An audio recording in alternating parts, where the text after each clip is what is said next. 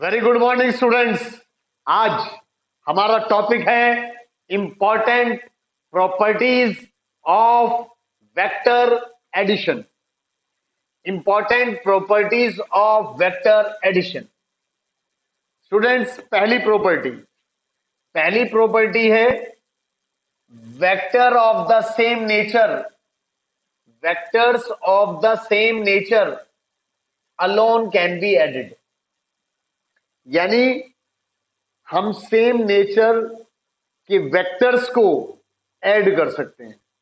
यानी मेरे कहने का मतलब है यहां पर एक्सीलरेशन वेक्टर को एक्सीलरेशन वेक्टर के साथ ऐड कर सकते हैं, एक्सीलरेशन वेक्टर को वेलोसिटी वेक्टर के साथ ऐड नहीं करेंगे। मेरी बात समझ गए? यानी जैसे कभी आपने पढ़ा हो मैथ्स में x square plus x square is equal to 2x square, लेकिन x square plus x cube को कैन नॉट बी एडेड। इनको हम ऐड नहीं कर सकते। मेरी बात समझ गए?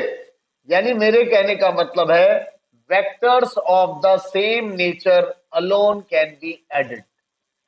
यानी force vector is added to force vector, velocity vector is added to velocity vector, but force vector but force vector cannot be added with velocity vector।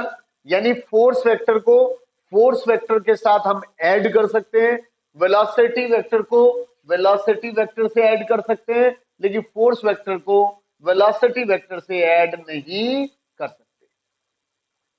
Students, बच्चों, दूसरा है vector addition is commutative. Vector addition is commutative. Commutative आपने पढ़ा 2+3। Commutative का मतलब क्या है? 2+3 is equal to 3+2। यानी 2+3 इज इक्वल टू 3+2। वेक्टर के अंदर इसका मतलब है हमें प्रूव करना है vector a plus B is equal to vector b plus A, या कह लो vector a plus B is equal to होता है vector b plus A. Students, इसको प्रूव करने के लिए let us consider parallelogram OPQS। ये रहा OPQS। Vector OP vector A, vector PQ vector B, vector OS vector B, vector OP vector SQ के बराबर होगा, यानी वेक्टर A, क्योंकि पैरेललोग्राम में अपोजिट साइड इक्वल होती है। अब students, in triangle OPQ in triangle OPQ क्या होता है? By triangle law of vector addition क्या होगा? OQ is equal to OP plus PQ। OQ is equal to OP plus PQ, क्योंकि ये दोनों सेम ऑर्डर में है और ये अपोजिट ऑर्डर में। OQ का मतलब OQ और OP में क्या आएगा? पहले वेक्टर A और फिर वेक्टर B। मेरी बात समझ गए स्टूडेंट्स? ये आ गया इक्वेशन 1। ये इक्वेशन 1। स्टूडेंट्स, इसी तरह से ये लीजिए,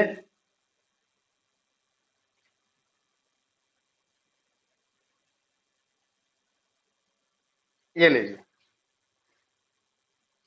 इन ट्राइंगल, ये OP क्यों लिया था? अब in triangle OSQ, in triangle OSQ by triangle law of vector addition.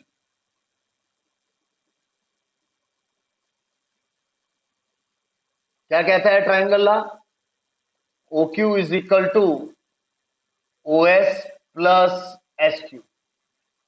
O Q is equal to O S plus S Q. यानी O Q is equal to O S हमारे पास कितना है? Vector B. एस क्यू कितना है? Vector ए। आप देख लें इक्वेशन 2। तो यहां से क्लियर हो गया फ्रॉम 1 एंड 2, फ्रॉम यहां से क्लियर हो गया फ्रॉम 1 एंड 2। आप देख लें ओ क्यू यानी vector A plus vector B. O Q इसके बराबर है और यहां पर ओ क्यू किसके बराबर है? B plus A. तो इस तरह से प्रूव हो गया O Q is equal to vector A plus B, O Q is equal to vector B plus A, यानी A plus B is equal to B plus A plus B is equal to B plus A, यानी vector addition is commutative. और इसको prove करने के लिए हमने parallelogram बनाया। पहले ओपीक्यू ट्रायंगल ये वाला लिया, ठीक है, और उसके बाद सेकंड केस में ट्रायंगल लिया ओएस। स्टूडेंट्स तीसरा है vector addition is associative. Vector addition is associative. Vector addition is associative. Associative का मतलब हुआ कि एसोसिएटिव का मतलब हुआ, क्या मतलब हुआ एसोसिएटिव का? वेक्टर एडिशन इज एसोसिएटिव का मतलब हुआ 2 + 3 + 5 या +7 ले लो is equal to 2 + 3 + 7। 2 + 3 + 7 is equal to 2 + 3 + 7। आप देख लें, मतलब इसका मतलब हमें वेक्टर में प्रूव करना है vector A plus vector B bracket close plus vector C is equal to vector A plus bracket vector B plus vector C. हमें ये प्रूव करना है। स्टूडेंट्स ये हम पढ़ चुके हैं 7th 8th क्लास में, लेकिन वेक्टर एडिशन इज एसोसिएटिव वो हम पढ़ रहे हैं कहां पर? 11th क्लास में। अब इन ट्राइंगल आप देख लें O P Q by triangle law of vector addition. आप देख लें triangle OPQ by triangle law of vector addition. O Q is equal to OP plus P Q. Triangle law मैंने बता दिया था, अगर किसी ट्राइंगल की दो साइड सेम ऑर्डर में है, अगर किसी ट्राइंगल की टू साइड सेम ऑर्डर में है, then third side but in opposite direction, then third side but in opposite direction represent resultant.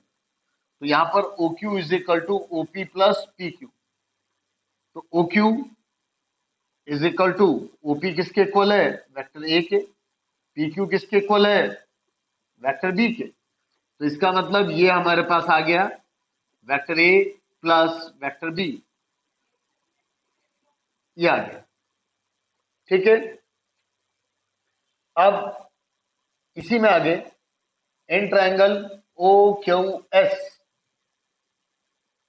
In triangle O Q S by triangle law of vector addition,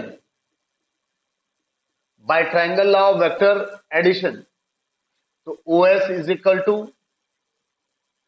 O Q, O S is equal to O Q plus Q S, O S is equal to O Q plus Q S. तो O Q यानी vector A plus vector B, O Q का मतलब vector A plus B plus vector सी।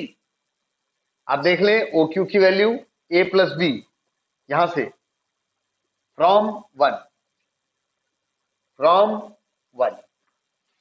तो ये मेरे पास आ गया O S, equation 2।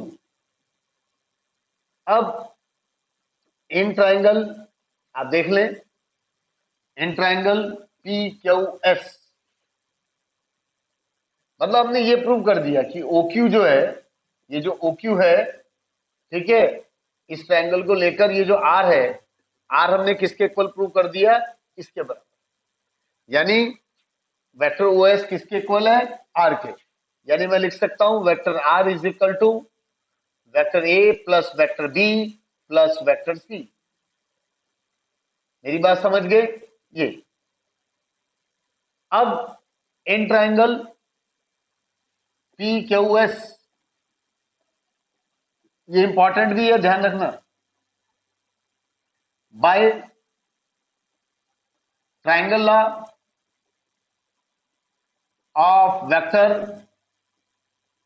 Addition. क्या होगा? ट्रायंगल लॉ क्या कहता है? अगर दो वेक्टर सेम ऑर्डर में हैं, देख लो सेम ऑर्डर में है, then third vector but in opposite side, third vector but in opposite side represent resultant. यानी PS is equal to PQ plus QS। तो PQ वेक्टर B और QS क्या है, वेक्टर C। आप चेक कर लें स्टूडेंट्स। तो इस तरह से ये PS क्या आ गया हमारे पास, vector B plus vector C, ये हमारे पास आ गया PS। अब in triangle OPS by triangle law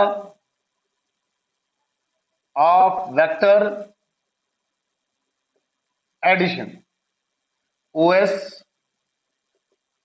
is equal to OP plus PS। OS is equal to OP plus PS। आप देखेंगे in triangle OPS by triangle law of vector addition, OS is equal to OP plus PS। OS is equal to OP plus PS, ये दोनों same order में है, तो ये side but in opposite direction represent result. तो students OS को OS ही रहने दिया, OP हमारे पास है वेक्टर A, PS है हमारे पास वेक्टर B प्लस C। या फिर मैं OS को लिख सकता हूं vector R, vector A plus vector B plus vector C। आप चेक कर लें स्टूडेंट्स, इसको मैंने सपोज कर लिया इक्वेशन 4, और 3 कौन सी इक्वेशन है, ये 3 है, और PS की वैल्यू यहां रखी, इस PS की वैल्यू यहां रखी, ये रही PS B plus C।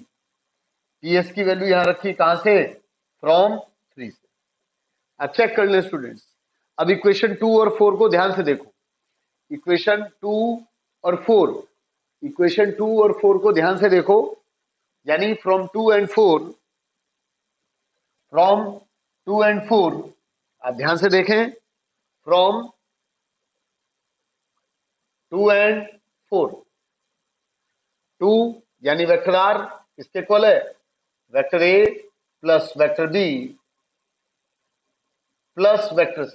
Vector A plus B plus vector C is equal to A plus B plus C।